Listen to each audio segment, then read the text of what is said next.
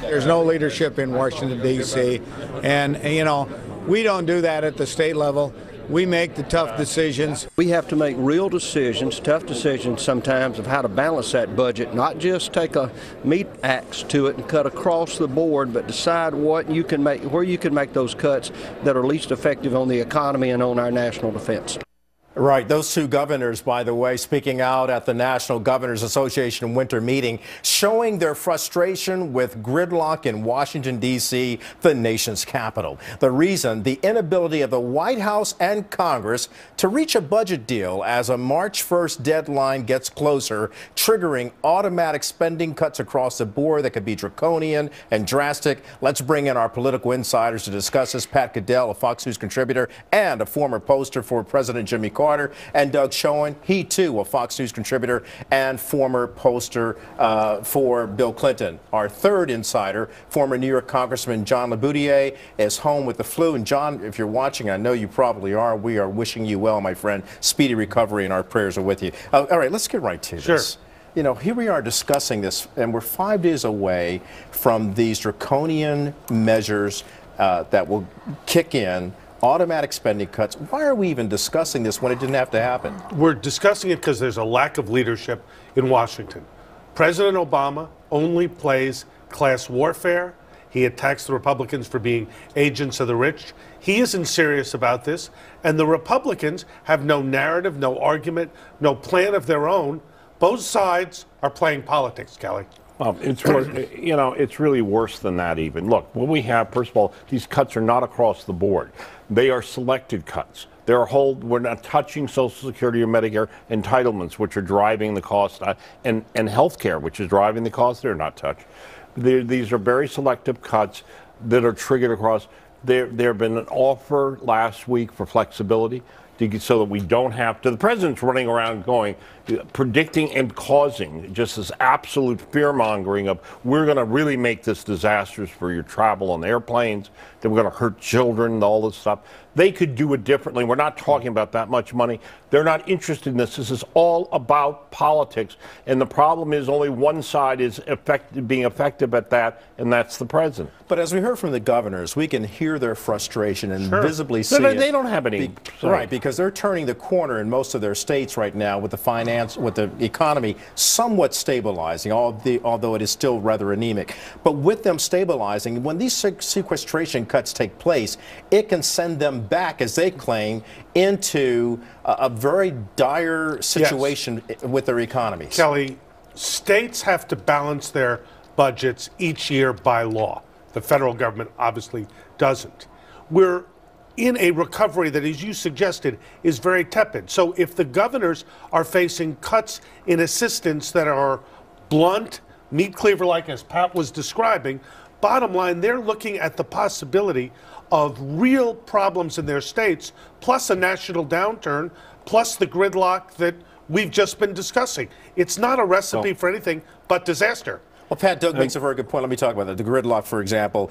We know that President Obama made an attempt to prevent this by speaking with Speaker Boehner and Senate Minority Leader Mitch McConnell. But critics say it was a half-hearted measure, not doing enough. He made a perfunctory phone call to them. If he were serious about any of this, which he has not been, let's all wake up, folks. If he were serious, he would have started months ago, weeks ago, 2 weeks ago, and brought people in the White House, gone to Camp David, done something to seriously engage. He made a phone call so that he could have the excuse that he tried. His interest is not solving this. But his interest is one thing: destroying the Republican Party. Okay, and a lot of critics have said that he's trying to destroy the Republican Party. That's all he's interested in. On the other hand, it's a double-edged sword because the Republicans basically are trying to do the same thing and not. But they're so incompetent. Yeah, here's the thing. Pat's right. The Republican Party has no real support at this point on this. They're losing on the question of who you'd blame for sequestration, going through 49 to 31 or thereabouts.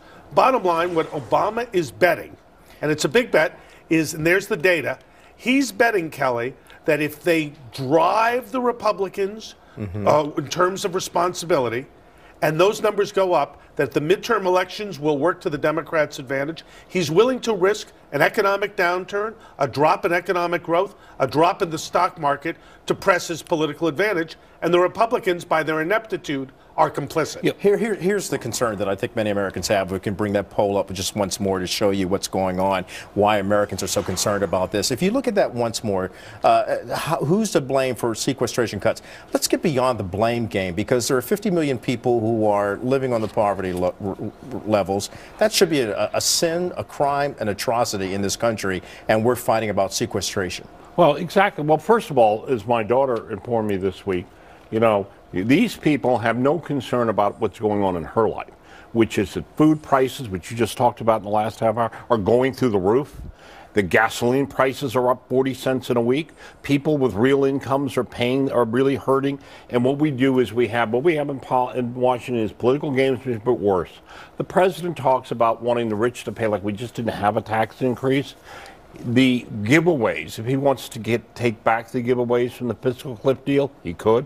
That was billions to every special interest in town. What about if he just said to the Republicans, let's talk, let's get in a room, let's solve our long-term fiscal problem? He is the author of this. His person, the Republicans embrace it. I don't care who's to blame. They were supposed to do something for a year. While he is the author of this, Senator Lindsey Graham rightly pointed out that Republicans signed on to it. I said that. And he is not very happy with his own party as a result of it. They all signed on to it. They all agreed it was supposed to cause something. But let me tell you what, the country could care less. Those 49-31 numbers, they're really going to suffer when they start having pain. I want you to hold that thought, because we're going to show you what some of the Americans really want done.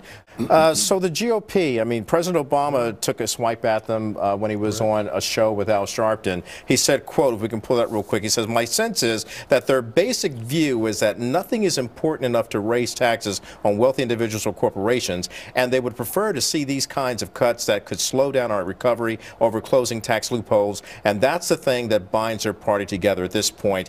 And then the GOP political objective seems to be, according to a lot of different people, even within the GOP, that their opposition to President Obama is the only thing that keeps them together. Well, President Obama knows that the Republicans don't just stand for that the Republicans do not just stand for protecting the wealthy. The sad thing is that the Republicans don't have a clear message on economic growth, on expanding the economy, creating jobs, expanding opportunity, and as you were talking before, Kelly, of being inclusive. They don't have a message, so the president is able to attack in that way, as he did in the fiscal cliff debate, score points. The other thing, bottom line, is the Republicans have no coherent team to respond to the president or the president's allies in Congress or in the White House. And bottom line, he is attacking an enemy that, Pat, they're almost mute. Well, Pat, why do you think that's happening? What's happening with the GOP to cause it to be an identity crisis? Because they're in just full surrender mode. I don't know whether you want to compare it to the Italian army or the French army. These people don't know how to fight. And first of all, you fight for something you believe in. They have had no narrative about what they feel, which I think is a party they feel, about where the country's headed economically in terms of the deficit.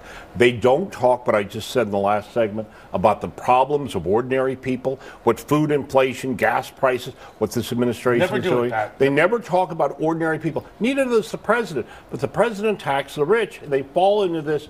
He is so disingenuous because he keeps saying over and over what he knows is not true, but it's working, and that's what he wants. The Republican problem is they, as I said at the beginning, they don't know how to fight, and they don't want to learn how to fight. And if they keep this up, they are going to lose to a president who is not that greatly popular, who has, and remember one thing, part of their problem is they're also fighting the media.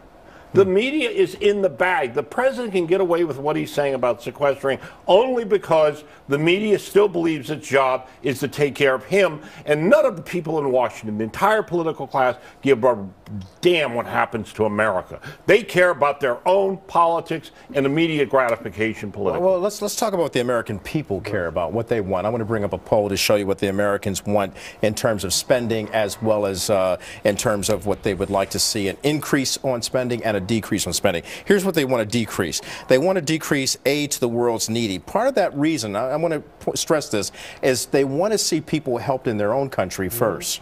before reaching out to help others. You can see they're talking about the State Department, unemployment, military, and to the U.S. needy. Now let's look at what they want to increase in terms of spending. They would like to make some investments in education. Education, the bottom line is, if we don't get our educational act together, we may not be together. Veterans benefits, they care about the veterans. Social Security, combating crime, health care, roads, infrastructure. But where are the answers coming from? There are no answers, Kelly. Bottom line, the political class, as Pat was suggesting, is not speaking to the concerns of ordinary people. They're worried that they can't educate their kids, they can't get adequate health care, they can't care for their aging parents. They, bottom line, cannot make the American dream a reality. Neither party's speaking to it. We do not have leadership in this country that will speak. The reason we have the numbers we saw is because we don't have leadership that takes the American people as a serious adults and says to them, let's understand where this country is and what we have to do to reclaim what we wish to have for the future. Do we fail at leadership because we lack courage? Because our leaders to make tough decisions? We lack courage, but there's also something else. Where the president plays class warfare, what he should be doing is saying to the Republican leaders, let's all get together, let's lock the door, throw away the key, till we get a long-term budget deal, a cut in entitlements, and a cut in or reform in taxes so that we have a rational fiscal plan going forward where everybody compromises. Hasn't happened, Kelly. That would be nice. That would be a nice plan to see. And if it doesn't, we are going to see something else happen. This country, sooner or later, the political class can't hold down the country's desire for something bigger and better. And somebody is going to come along and provide it. And it may just not be in these two parties. Well, gentlemen, we got to go. We're going to have to leave it there. But I remain an optimist and a believer in America. I believe in American exceptionalism. So do we. And if somebody else believed it was leading us, maybe we wouldn't have this problem. I believe that we're ordinary people I do who can do too, some Kelly. extraordinary things. The problem is our political class has failed us all. All right, then we got to change it. Doug Schoen, Thank you. Pat Caddell, John LeBoutillier, again, our prayers are with you, my friend, as you overcome the flu. Thank you again, gentlemen. And you can get more from the Political Insiders every Monday at 10:30 a.m. Eastern at live.foxnews.com. And they will be back here next Sunday. You can also follow them on Twitter. You guys have your own Twitter account. We do. Twitter at FN Insiders.